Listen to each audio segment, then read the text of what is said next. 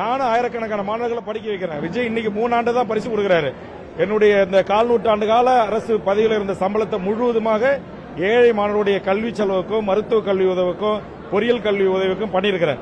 தமிழ்நாட்டில் ஏற்கனவே இருந்த மருத்துவக் கல்லூரிக்கு பிறகு இன்னைக்கு 36 மருத்துவக் கல்லூரி புதியதாக தமிழ்நாட்டில் உருவாயிருக்குன்னா என்னுடைய கான்செப்ட் கலைஞர் ஏற்றுக்கொண்டது. மாவட்டத்துக்கு ஒரு பொறியியல் கல்லூரி என்கிற கருத்து என்னுடைய கருத்து. முதல் பொறியியல் கல்லூரியை கிண்டியில தான் கொண்டு வந்தேன். அதே மாதிரி இன்னைக்கு தொகுதிக்கு ஒரு கலைக்கல்லூரி என்றது என்னுடைய கருத்து.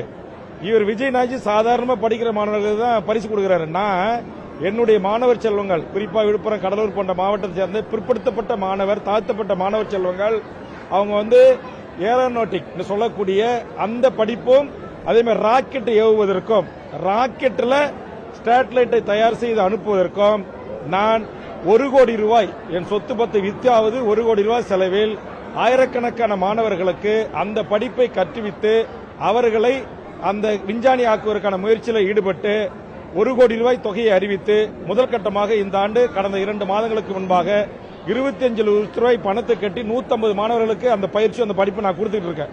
இதை நான் உங்களை பேர் பத்திரிகையாளர்கள் கூட்டாந்து வச்சு அதை விளம்பரப்படுத்துறேன்னா, ஒவ்வொரு ஆண்டும் அரசாங்க சைக்கிள் திட்டம் கொடுப்பதற்கு முன்பே என் தொகுதியில் மாணவர்களுக்கு 10வது 12வது வகுப்புல வந்தவங்களுக்கு சைக்கிள் வழங்கியிருக்கேன். நானும் காயின்கள் கொடுத்து பாராட்டியிருக்கேன். அதனால ஒரு கருத்தை சொன்னேன். அதாவது ஒரு வயதுக்கு வந்த பெண், உங்களுக்கு தெரியும், 10வது 12வது படிக்கிறவங்க, ஒரு என்ன சொல்லுவாங்க, மேஜரான பெண்கள், அவங்கள யாரோ இன்னைக்கு நம்ம தமிழ் சமூகத்தில் ஒரு முறைமை இருக்கிறது. சொந்த அப்பாவா இருந்தா கூட ஒரு பெண்ணு வயசுக்கு வந்த பிறகு நம்ம மடியில் உட்கார வைக்க மாட்டோம். சொந்த சித்தப்பா பெரியப்பா கூட ஒரு பெண்ணை நம்ம கட்டி பிடிச்சு அக் பண்ண மாட்டோம். இது தமிழுடைய கலாச்சாரம் இல்ல. ஆனா இன்னைக்கு உங்களுக்கு தெரியும், பத்திரிகை நண்பர்களுக்கு, தமிழ்நாட்டில் பல இடங்கள்ல இன்றைக்கு இந்த கிளப் டிஸ்கோத் என்ற உருவாக்கப்பட்டு அரைகுறை ஆடையோட அரைகுறை ஆட்டங்கள் ஆட அனுமதிக்கப்படுகிறது. அங்கு இளம்பெண்களோட பேரோட வந்தா மட்டும்தான் அனுமதி என்ற ஒரு நிலைமை இருக்கிறது. ஈசிஆர் கலாச்சாரம் ஒன்று தொடங்கி இருக்கிறது, புதிய கலாச்சாரம்.